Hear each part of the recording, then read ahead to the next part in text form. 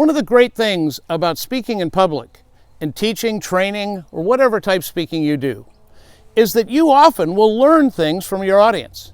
In one presentation, somebody in my audience coughed, and they made a slight choking type cough, at which point I responded and said, "Are you okay?" They said yes, and then somebody pointed out that if you ever have somebody coughing or doing that type of motion in a meeting and they leave the room, someone should follow them.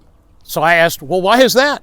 And they said, well, if that person's choking on food or something that they can't swallow and they're coughing, quite often those people are embarrassed. They don't want to have somebody come over and give them the Heimlich maneuver. They don't want to have to, cough something up in front of other people. So they will walk out of the room to avoid embarrassment. The dangerous part is they walk out of the room, and if they pass out, there's no one there to help them. So one of the things the person said was, hey, you need to make sure somebody goes with them just to make sure they are, in fact, okay. I know this is true because I actually did that once. I was in a meeting and I was starting to choke on something. It was a luncheon meeting and I didn't want to make a big deal of it, so I actually walked out of the room to try and clear it out myself. Fortunately, I was able to do so, but I did exactly what the person described.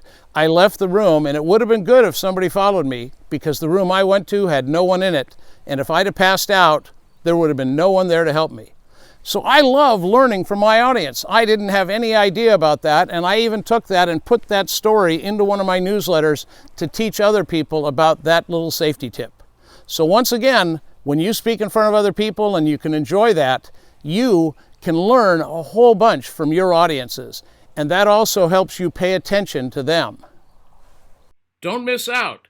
Be sure to hit the red button on the lower right and subscribe. That way, every time we release a video, you'll be aware of it.